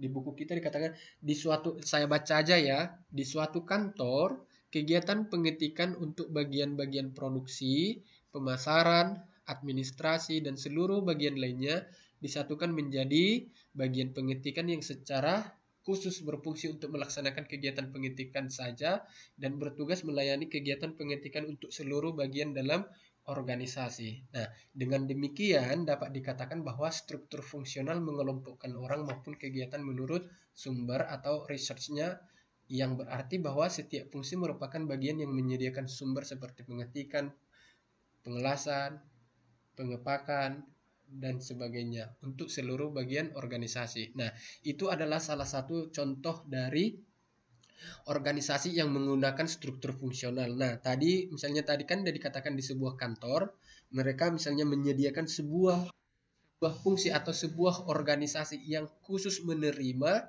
apa? Yang khusus menerima kegiatan pengetikan dari setiap bagian masing-masing yang ada di kantor tersebut. Misalnya mereka akan menerima pengetikan dari bagian produksi, bagian pemasaran, bagian administrasi, ya, dan bagian yang lainnya.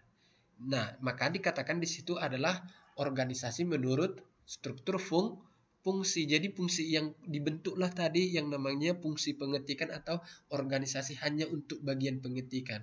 Ya, gunanya tadi apa? Yaitu untuk melakukan seluruh kegiatan pengetikan yang ada di dalam suatu organisasi tadi. Nah, di sini dikatakan bahwa selanjutnya dikatakan bahwa struktur fungsional ya sesuai untuk organisasi yang mempunyai masalah utama atau sasaran yang menuntut adanya keahlian fungsional, efisiensi dan mutu pekerjaan yang baik. Ya, itu dia maksudnya. Jadi struktur fungsional tadi adalah sesuai untuk organisasi yang mempunyai masalah ataupun sasaran yang menuntut adanya keahlian fungsional, efisiensi dan mutu pekerjaan yang baik. Nah, kenapa ketika misalnya tadi bagian pemasaran, bagian administrasi, mereka membutuhkan apa? Membutuhkan organisasi bagian pengetikan tadi. Itu dia karena menuntut adanya keahlian fungsional. Ya, jadi memang khusus bagian pengetik tadi mereka udah ahli. Ya, itu dia gunanya. Nah, di sini dikatakan bahwa struktur fungsional mengelompokkan tugas maupun kegiatan menurut sumber yang berarti bahwa setiap fungsi merupakan bagian yang menyediakan sumber untuk seluruh bagian organisasi ya. Jadi struktur fungsional tadi adalah apa? Mengelompokkan tugas ataupun kegiatan menurut sumber yang setiap fungsi merupakan bagian yang menyediakan sumber untuk seluruh bagian organisasi. Nah, contoh tadi ya, dari contoh tadi bisa kita lihat misalnya bagian pengetikan tadi apa? Secara khusus melaksanakan apa? Melaksanakan bagian yang menyediakan sumber untuk organisasi yang lain ya. Jadi mereka menyediakan pengetikan untuk bagian produksi, bagian pemasaran dan bagian administrasi dan lain sebagainya. Ya, itu dia maksudnya. Yang selanjutnya di sini katakan bahwa struktur fungsional sesuai untuk digunakan pada lingkungan yang stabil karena menuntut koordinasi antar bagian yang terlalu tinggi. Ya, jadi struktur fungsional tadi sesuai untuk lingkungan yang stabil karena tidak menuntut koordinasi antar bagian yang terlalu tinggi. Selanjutnya, struktur fungsional juga mampu menurunkan besarnya ongkos yang harus dikeluarkan. Ya, itu dia. Jadi struktur apa ini juga akan mengeluarkan biaya-biaya atau misalnya nih, contoh ketika bagian pemasaran tadi mereka ingin mereka membutuhkan misalnya pengetikan yang banyak atau bagian pemasaran misalnya contoh bagian pemasaran mereka membutuhkan misalnya iklan yang banyak ya, jadi mereka membutuhkan kertas, membutuhkan flyer dan lain sebagainya gitu kan. Nah, mungkin ketika mereka menyewa orang atau misalnya membuatnya misalnya di percetakan lain, itu bagaimana kira-kira akan membutuhkan yang namanya apa? Biaya. Tetapi di dalam perusahaan itu ternyata ada misalnya fungsi atau organisasi yang khusus atau yang itu tadi yang membuat pengetikan tadi misalnya membuat flyer, membuat apa periklanan. Nah, jadi mereka tidak membutuhkan apa? Ongkos yang lain atau biaya yang lainnya. Itu dia maksudnya ya. Jadi struktur fungsional tadi akan mampu menurunkan besarnya ongkos yang akan dikeluarkan. Ongkos ini maksudnya bisa biaya operasional atau biaya pengeluaran lainnya. Ya. Oke, ada mau ditanya dari sini?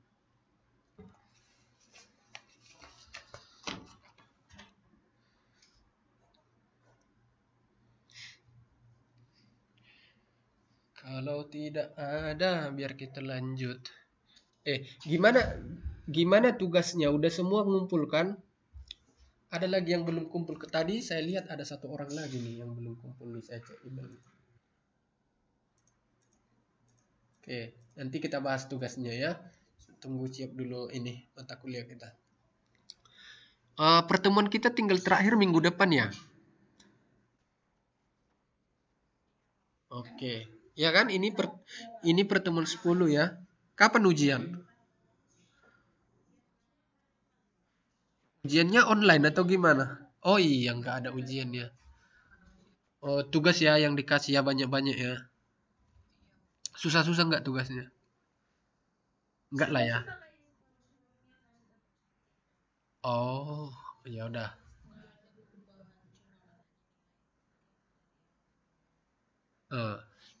Oke. Makanya ini absennya jangan kalian banyak absen. Tapi nggak ada sih yang banyak absen. Bagus kok pertemuannya ini untuk apa? Untuk grup ini pertemuannya sangat ini ya, sangat gimana? Pokoknya selalu hadir gitu kan. Hanya kalau misalnya pun ada yang nggak hadir paling satu gitu kan, paling dua. Kalau sebelumnya tahun kemarin kebetulan sih memang ininya banyak ya, sekitar 30 siswa ya yang tingkatan kemarin yang saya ajari. Jadi ini kenapa lagi nih PowerPoint-nya ini? Iya, banyak yang hadir, banyak yang nggak hadir kemarin sempat. Cuma ya terlewati juga sih mereka. Maksudnya ya namanya sambil kerja ya maklum lah. Oke, nah eh, ini kenapa lagi?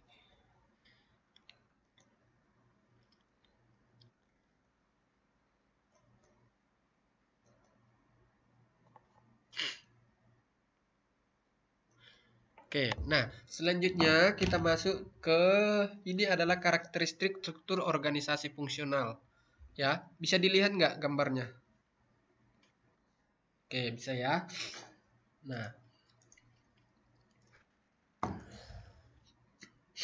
di sini adalah tabel karakteristik struktur organisasi fungsional. Nah, di sini ada dua aspek ya, aspek untuk ininya apa namanya? Yang pertama ada lingkungan dan yang kedua ada sistem internal ya. Yang aspek lingkungan, nah bagaimana misalnya dalam segi aspek ya ketidakpastian lingkungan. Nah, baru yang kedua ada masalah isu utama adalah apa? Contoh nih, misalnya yang pertama adalah lingkungan. Nah, aspeknya adalah ketidakpastian lingkungan, baru karakteristiknya apa? Rendah sampai dengan sedang. Itu dia karakteristiknya. Yang kedua adalah masalah atau isu utama. Biasanya adalah spesialisasi teknis, efisiensi, dan perbaikan mutu. Ya, itu dia karakteristik organisasi menurut fungsionalnya. Baru kalau yang untuk sistem internalnya bagaimana? Misalnya sasaran bagian. Ya, kalau untuk karakteristiknya katanya cenderung hanya memperhatikan sasaran bagian sendiri. Berarti enggak bagus ya, karena kalau cuma kita memperhatikan bagian kita, ya mungkin kurang tepat. Karena kan dalam sebuah organisasi merupakan elemen-elemen atau gabungan dari bagian-bagian ya. Nah, perencanaan dan anggaran.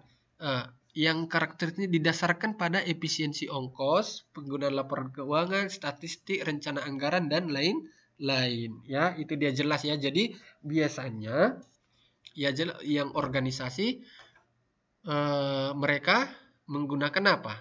Ya karena ada namanya ini apa? Akan menggunakan rencana anggaran. Ganti nggak slide-nya?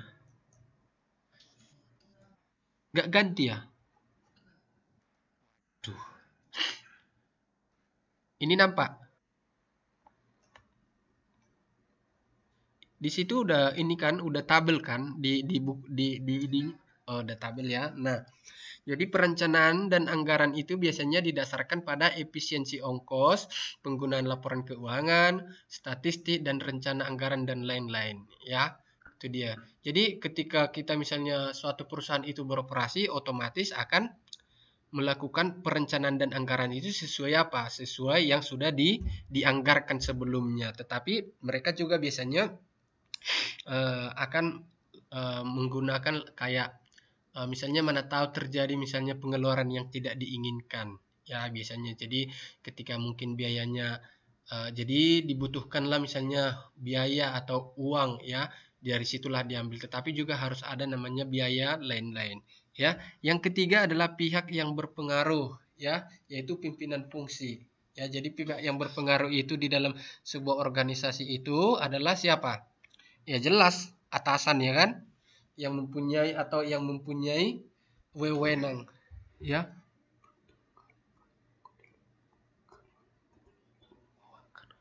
Ya tinggal pula payung sekawan ini di lab. Nah, yang keempat adalah promosi karyawan. Jadi promosi karyawan itu adalah mempertimbangkan keahlian fungsional. Nah, ketika misalnya seseorang itu mau dipromosikan, tahu kan dipromosikan kan? Iya, mau dinaikkan jabatannya, kira-kira gitu dia, ya. Jadi akan mempertimbangkan keahlian fungsionalnya, ya. Jadi ketika seseorang itu memang udah dipromosikan, berarti karena memang dia benar-benar apa? Mempunyai fungsi ataupun mempunyai tugas ataupun mempunyai keahlian, ya. Nggak mungkin kan seseorang dipromosikan, tapi misalnya nggak ada ininya, apa? Kurang kompeten. Ada sih beberapa yang mungkin, ya. Tapi paling tidak bisa lah gitu kan, biarpun dia misalnya tidak sekompeten yang kita harapkan tetapi masih bisa lah gitu diandalkan. Nah, bagaimana dengan aspek informasi, yaitu hubungan vertikal, peraturan dan prosedur ya, itu dia. Nah, selanjutnya adalah kelebihan dan kekurangan dari apa, karakteristik organisasi fungsional. Apa yang menjadi kekurangan dan apa yang menjadi kelebihannya, karena kan setiap ini pasti mempunyai kelebihan dan ada mempunyai kelemahan. Itu dia, makanya ketika kita misalnya menggunakan struktur organisasi fungsional, kita juga harus tahu apa kelebihannya, apa kekurangannya. Nah, yang pertama di sini adalah kelebihannya menggunakan struktur organisasi fungsional adalah paling sesuai untuk lingkungan yang stabil ya. Itu dia tadi, paling sesuai untuk lingkungan stabil katanya. Nah, tapi berarti tidak sesuai untuk daerah yang bagaimana, yang kurang stabil atau risiko tinggi ya, atau ketidakpastian tinggi. Itu dia. Nah, yang kedua dapat mencapai efisiensi ekonomis pada masing-masing bagian. Itu dia kelebihannya ya. Jadi kenapa? Karena tadi setiap bagian tadi mereka mempunyai atau mereka dikasih tanggung jawab masing-masing ya. Itu dia fungsinya, masih ada langsung orang yang bertanggung jawab di fungsinya tadi ya, di organisasi fungsionalnya tadi. Yang ketiga, merangsang berkembangnya keterampilan yang bersifat fungsional. Ya, jadi ketika misalnya kita menguasai suatu bagian tadi ya, otomatis kita akan bagaimana, akan berkembang di situ ya. Kita akan tahu bagaimana pokoknya ilmu kita akan lebih berkembang di situ secara lebih cepat. Baru yang keempat, mampu mencapai sasaran bagian ya. Yang kelima, sesuai untuk organisasi berukuran kecil sampai sedang ya. Jadi ini tidak berlaku untuk organisasi yang berukuran besar ya, yang mungkin bisa, tetapi ini lebih cocok katanya, sesuai atau lebih sesuai ya. Yang keenam, baik bagi organisasi yang menghasilkan satu atau sejumlah jenis kecil produk. Berarti struktur organisasi fungsional ini hanya cocok digunakan untuk apa? Untuk satu produksi, atau dikatakan di sini bahwa menghasilkan satu atau sejumlah kecil jenis produk. Ya, ini tidak cocok untuk yang produksi yang menghasilkan beberapa item produk, hanya untuk yang beberapa jenis produk aja. Nah, itu dia kelebihannya. Apa kekurangannya? Nah, di sini kekurangannya adalah respon organisasi terhadap perubahan kondisi lingkungan yang agak lambat. Karena ini tidak sesuai, karena ini hanya sesuai untuk yang stabil ya. Makanya dia responnya ya lambat terhadap apa? Terhadap perubahan lingkungan. Nah, yang kedua, pengambilan keputusan menumpuk pada puncak organisasi sehingga beban pimpinan puncak menjadi terlalu berat. Ya, jadi di sini katanya bahwa kekurangannya adalah setiap keputusan itu diambil oleh siapa, atau bertumpu pada pemimpin puncak. Ini berarti apa nih? Sentralisasi. Apa? Iya, sentralisasi. Tadi udah saya cek tugasnya, ada lagi yang salah. Masa kelebihan sentralisasi katanya pengambilan keputusan lebih cepat. Kelebihannya coba. Oh, itu ada tuh, tapi nggak apa-apa, diperbaiki aja ya. Yang bagi yang merasa aja nanti yang mengirim seperti itu. Nah, nomor nomor 3, koordinasi antar bagian atau fungsi tidak terlalu baik. Ya, itu dia karena mereka tadi bekerja berdasarkan fungsinya masing-masing. Ketika misalnya tadi kan ada nih fungsi keuangan, fungsi produksi, fungsi pemasaran. Nah, bagaimana koordinasi antar mereka? Ya jelas tidak baik. Misalnya fungsi keuangan ya tidak ada bagian dia sama fungsi produksi. Kira-kira ada nggak ini koordinasi yang baik antara misalnya bagian keuangan sama bagian produksi? Kira-kira tidak ada ya. Itu dia makanya koordinasi antar bagian tidak terlalu atau fungsi tidak terlalu baik. Baru inovasi terbatas. Dan selanjutnya pandangan terhadap sasaran organisasi agak terbatas. Anggota organisasi cenderung hanya memperhatikan sasaran dan bagiannya sendiri. Itu dia kelemahannya ketika misalnya kita dikasih uh, uh, dalam organisasi fungsional, yaitu karena kita hanya care terhadap bagian kita saja. Ya, tidak mungkin kan bagian keuangan misalnya mempekerjakan melakukan bagian produksi, kira-kira cocok nggak? Cocok ya, nggak nyambung gitu loh. Oke, berarti ini hadir semua ini ya. Saya cek dulu ya. Oh, ada yang 2 ya, ada yang 2. Duh. Oh, Mbak Eti hadir. Bisa dengar suara saya, Mbak Eti? Oh iya, tapi kok kok diam-diam biasanya saya kalau misalnya belajar nih kan, kalau misalnya yang paling pertama saya lihat itu Mbak Etinya hadir nggak ya, karena susah katanya dihubungi gitu. Makanya takutnya saya banyak absennya gitu. Oh oh Siti. Oh Siti Alfia. Oh iya, maaf. Saya Siti Alfia. Nggak ada juga mbaknya. Gimana itu? Oh iya.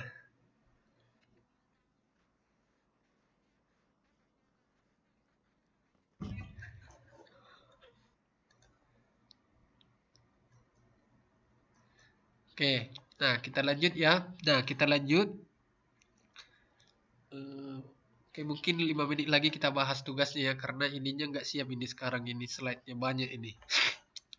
Nah, selanjutnya adalah bagian B, yaitu tentang struktur organisasi produk. Ya, tadi kita udah berbicara tentang struktur organisasi fungsional, bagaimana aspek dan karakteristiknya, bagaimana kelebihan dan kekurangannya. Nah, sekarang kita berbicara tentang struktur organisasi produk. Ya, nah, di dalam struktur organisasi produk biasanya uh, akan terdiri dari bagian yang masing-masing merupakan apa nih? Misalnya ada lagi produk A, produk B, tetapi masih dalam satu produk gitu dia maksudnya ya. Jadi di sini struktur produk itu dapat dikelompokkan menjadi bagian seperti kelompok jenis pelayanan, jenis pasar, jenis konsumen, lokasi pasar ataupun konsumen ya, atau jenis lokasi pasar atau konsumen. Nah, struktur produk menurut output organisasi. Ya, selain itu, berdasarkan karakteristiknya, struktur produk sesuai digunakan pada lingkungan yang tidak stabil dengan perubahan yang cukup cepat. Ya, kalau tadi struktur fungsional sesuai untuk daerah yang stabil, kalau yang ini sesuai untuk daerah yang tidak stabil. Ya, dia bedanya.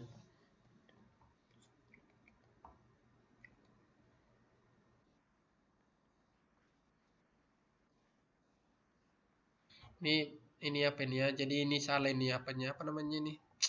Ini gabung ini aturannya ini eh jadi struktur produk itu dapat dikelompokkan menjadi bagian seperti kelompok jenis pelayanan, jenis pasar, jenis konsumen, lokasi pasar atau konsumen, dan menurut output organisasi ya. Itu satu bagian ya. Ya, ini lanjutannya ini ya. Oke. Nampak ya? Oke. Nah, itu dia. Jadi yang dikatakan bahwa struktur produk ini katanya sesuai untuk daerah yang tidak stabil ya. Perlu diingat ya, kalau struktur organisasi berdasarkan fungsi tadi sesuai untuk daerah yang stabil, atau kalau untuk struktur produk itu sesuai untuk daerah yang tidak stabil ya. Itu dia bedanya. Nah, sekarang kita masuk tentang struktur dasar yang disesuaikan. Ya, ada dua macam bentuk penyesuaian. Jadi organisasi tadi ya, struktur organisasi berdasarkan fungsi dan berdasarkan produk tadi dapat disesuaikan berdasarkan dua macam bentuk penyesuaian. Yang pertama adalah struktur geografis dan yang kedua adalah struktur campuran. Ada di sini. Apa itu? Nah, di sini dikatakan struktur geografis itu yang bagaimana ya? Jadi yang struktur geografis itu adalah kegiatan organisasi yang dibagi menurut daerahnya. Ya. Jadi ada kan ketika suatu perusahaan itu misalnya berdiri, mereka akan dibagi sesuai dengan apa? Di organisasi dibagi menurut daerahnya. Misalnya ketika bagian ini, bagian produksi misalnya dilakukan di daerah A. Kenapa dilakukan di daerah A? Mungkin karena di daerah A terdapat bahan baku, makanya dilakukan sesuai dengan daerahnya. Itu dia maksudnya. Yang kedua, struktur campuran atau hibrid itu yang bagaimana? Fungsi yang memerlukan tercapainya efisiensi ekonomi. Ya, fungsi yang penting ini adalah fungsi yang penting bagi setiap produk yang dimiliki secara lengkap oleh setiap unit organisasi. Itu dia. Nah, ada mau ditanya dari sini biar kita lanjut terhadap apa kelebihan dan kekurangannya.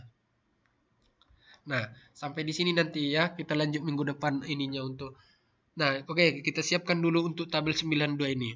Nah, yang pertama kalau lingkungan ya, ketidakpastian lingkungan, ya itu dia aspeknya. Bagaimana karakteristiknya? Sedang sampai dengan tinggi. Jadi ketidakpastiannya adalah sedang sampai dengan tinggi. Baru masalah isu utamanya apa? Melayani suatu segmen pasar, kepuasan konsumen, kegiatan-kegiatan yang terkoordinasi menurut suatu jenis output ataupun produk. Ya, jadi itu dia masalah utamanya, di mereka harus melayani pasar sesuai dengan dengan satu output atau satu jenis produknya masing-masing. Nah, yang selanjutnya dari sistem internalnya adalah sasaran bagiannya cenderung memperhatikan satu produk ataupun satu lini produk ya. Itu dia, jadi cenderung hanya memperhatikan satu lini produk. Yang selanjutnya adalah perencanaan dan anggaran didasarkan pada pemasukan dan pengeluaran suatu bagian. Nah, kalau yang tadi berdasarkan anggaran ya itu dia di fungsional, tetapi kalau di menurut produk adalah didasarkan pada maksudnya ketika misalnya semakin tinggi pemasukannya berarti mereka akan melakukan produksi yang semakin banyak. Itu dia. Jadi ketika misalnya suatu produk itu semakin laku, kira-kira diproduksi semakin banyak atau tidak? Pasti dilakukan produksi yang lebih banyak, berarti akan mendapatkan income atau profit yang lebih ya. Nah, yang keempat, pihak yang paling berpengaruh adalah pimpinan bagian. Kalau yang tadi adalah pimpinan fungsi atau paling tinggi ya, ini pimpinan bagian ya. Jadi dia mempunyai misalnya bagian ini pokoknya yang paling bertanggung jawab adalah pimpinan bagian. Nomor 5, promosi karyawan didasarkan pada keahlian dalam mengintegrasikan kegiatan atau keahlian manajemen. Yang keenam adalah informasi menggunakan hubungan vertikal maupun horizontal. Oke. Nah, apa kekurangan dan kelebihannya? Nah, kekurangan dari segi aspeknya adalah paling sesuai dengan lingkungan yang tidak stabil dengan perubahan yang cepat. Itu dia kelebihan yang pertama. Yang kedua, penanggung jawab produksi jelas sehingga konsumen dapat merasa puas. Yang ketiga adalah koordinasi antar fungsi menjadi lebih baik.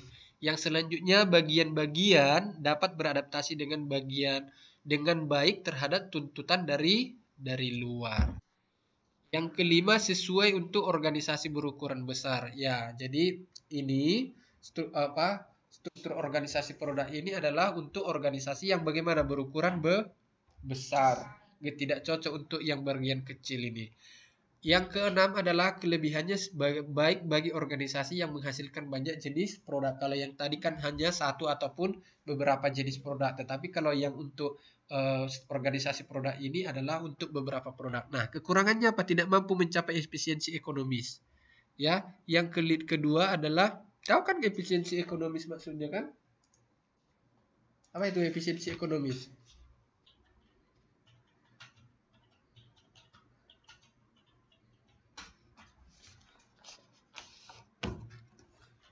Jadi kalau kita berbicara tentang efisiensi, bagaimana memanfaatkan, ya, bagaimana memaksimalkan penggunaan misalnya penggunaan sumber daya yang ada di dalam organisasi tadi, itu dia ya. Jadi itulah yang menjadi kekurangannya, tidak mampu mencapai efisiensi ekonomis. Nah, yang kedua adalah koordinasi antar produk jadi sulit, ya. Yang ketiga adalah keahlian teknis hilang karena tidak ada spesialisasi fungsional.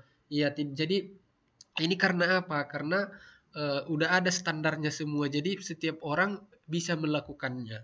Tetapi tidak ada orang yang spesialis di bagian fungsi tersebut. Ya, hanya melakukan bagian yang masing-masing. Baru yang keempat, integrasi ataupun standarisasi antar produk sulit tercapai. Ya, oke. Ada mau ditanya dari sini?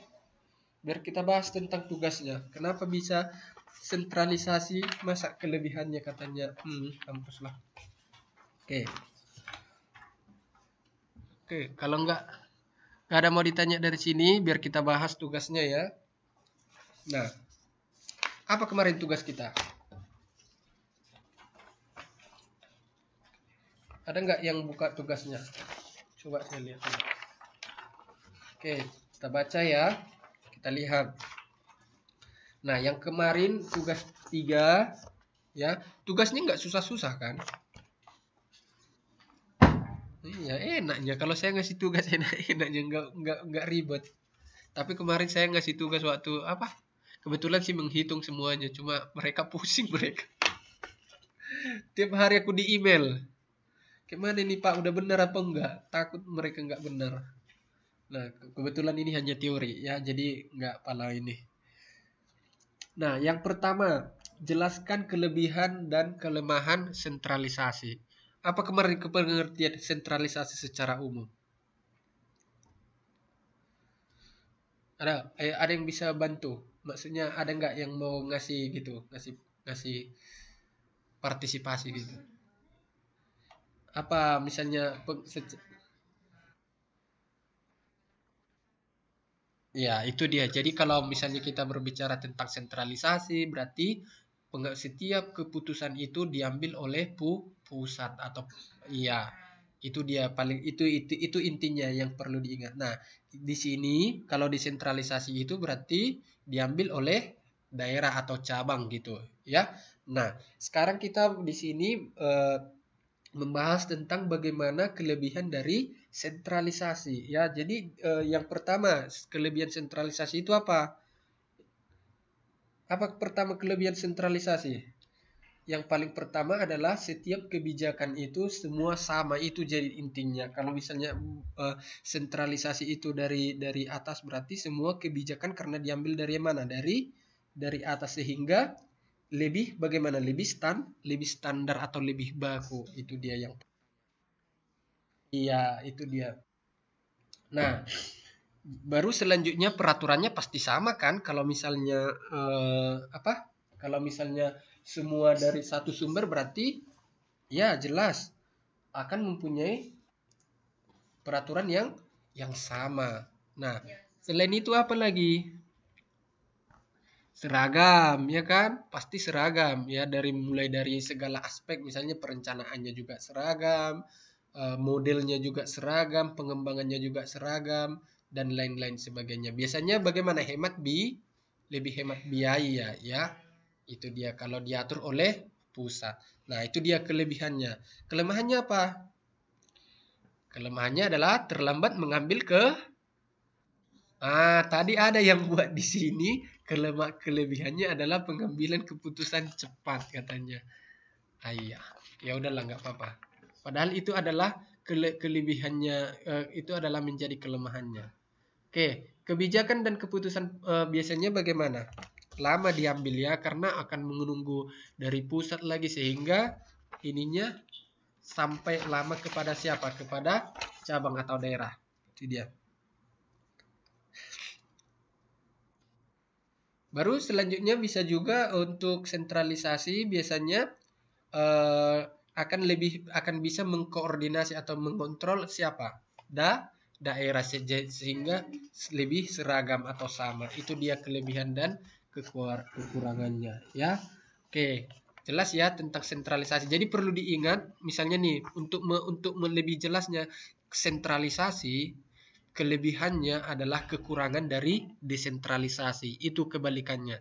Nah, kelebihan desentralisasi adalah kekurangan dari apa? Sentralisasi. Ya, itu jadi ketika misalnya ada soal, satu pun kalian kuasai, misalnya sentralisasi, kalian tahu nih, ini kelebihan kekurangannya. Udah, yang kelebihan dari sentralisasi tadi itu menjadi kelemahan dari desentralisasi, kelemahan dari sentralisasi itu menjadi kelebihan dari desentralisasi. Ya, itu dia ya, lebih gampang cara mengingatnya. Mana tahu nggak sanggup menghafal kayak saya gitu loh. Nah, yang kedua, apa soal kita yang kedua? Jelaskan yang Anda ketahui tentang otorisasi. Ya, jadi ini otorisasi pasti tahu lah ya. Jadi kalau kita berbicara tentang otorisasi itu berarti hak, wewenang ya. Jadi untuk apa? Untuk bertindak atau memerintahkan pihak lain ya. Ketika misalnya contoh saya ketika misalnya saya dikasih oleh UT misalnya wewenang untuk mengajar. Nah, ya wewenang saya bagaimana? Memandu teman-teman untuk apa? Untuk misalnya bertindak atau melakukan misalnya mengerjakan tugas, membaca modul dan lain sebagainya. Kira-kira itulah arti dari otoritas ya. Iya, jadi otoritas ini bagaimana? Kemarin ada dibedakan dua, yaitu nggak udah tahu ya, otoritas lini dan otoritas apa? Staff. Ya, diingat ya. Oke, itu aja. Oh, oke ya. Tapi secara garis besar kemarin ada dua ya. Tapi bisa dikembangkan secara fungsi. Oke. Yang ketiga, mengapa perlu dilakukan desentralisasi dalam sebuah organisasi? Ini hampir sama. Mengapa perlu dilakukan desentralisasi dalam sebuah organisasi? Itu karena ya yang pertama tadi, misalnya nih, bisa aja waktu pengambilan keputusan menunggu dari pusat itu mungkin terlalu lama, ya kan? Mungkin ada suatu ketika misalnya ada suatu keputusan yang sangat urgent. Nah, ketika menunggu keputusan dari atas itu lambat. Ya, jadi makanya diadakanlah desentralisasi, ya. Baru selain itu bagaimana? Ada yang namanya misalnya untuk memacu para pemimpin cabang, ya kan? Ketika misalnya mereka dikasih tanggung jawab, biasanya bagaimana? Mereka akan lebih bersemangat kan? Atau mungkin pemimpin-pemimpin baru akan lahir. Itu dia gunanya, ya. Nah, jadi itulah dia. Jadi memberikan peluang untuk siapa? Manajer ya yang potensial. Itu dia. Nah, oke, itu dia tentang kenapa kita perlu desentralisasi. Baru yang perlu diingat, pengambilan keputusan bagaimana? Lebih cepat. Iya. Oke. Nah, yang selanjutnya apa soal nomor 4? Apa soal kita nomor 4? Oh, kenapa perlu teknologi ya? Oh, menurut Anda apakah perlu teknologi dalam sebuah organisasi? Ya, perlu nggak teknologi dalam sebuah organisasi? Jelas, ya kan? Sangat perlu. Contohnya apa? Untuk mempermudah, teknologi itu diciptakan bagaimana? Untuk mempermudah operasional. Ya, contohnya misalnya ketika ditemukan misalnya teknologi mesin-mesin, kira-kira pekerjaan manusia terbantu atau enggak? Iya, jadi itulah misalnya teknologi komunikasi. Kalau dulu kita berkomunikasi harus memakai surat, sekarang tidak perlu lagi. Cukup melalui telepon ya, itu dia gunanya. Jadi sebuah teknologi itu sangat perlu dalam sebuah organisasi, baik penyampaian informasi, baik penyelesaian kegiatan operasional dan lain sebagainya. Jadi itu sangat diperlukan. Termasuk nggak SDM? Termasuk nggak SDM? Apa itu SDM? Iya. Enggak, ya maksud saya teknologi itu termasuk perlu nggak terhadap peningkatan SDM? Iya, perlu. Ketika misalnya teknologinya naik, otomatis SDM-nya juga harus bagaimana? Harus ikut mengimbangi. Jangan teknologi semakin maju tetapi SDM-nya semakin mundur. Nah, itu dia. Ya, betul ya. Nah, nomor 5 adalah jelaskan 4 klasifikasi teknologi. Ini udahlah ya. Ada teknologi rutin, teknologi non rutin, teknologi craft, dan teknologi. Oke, itu dia ya. Nah, jadi yang tadi yang masih merasa, bukan merasa sih, maksudnya ya udah boleh di ini ya. Tadi yang saya bilang sentralisasi tadi ya. Ya, jangan jangan salah lagi. Ya, itu dia. Oke, kalau tidak ada mau ditanya. Oh, dan saya mau tanya nih. Ada nih yang tugasnya sama persis ini. Kayak kerja sama atau gimana ini? Sama persis. Mungkin kerja bareng ya, bukan kerja sama. Maksudnya beda ya kerja bareng sama kerja sama. Oh iya, diskusi mungkin ya, berpikir positif ya kan, diskusi. Iya, iya. Soalnya titik komanya pun nggak ada bedanya gitu loh. Maksudnya setelah saya periksa kan, makanya loh, ini kerjasama, diskusi atau gimana gitu. Hanya kita lah yang tahu. Oke. Nah, jadi kalau tidak ada lagi mau ditanya?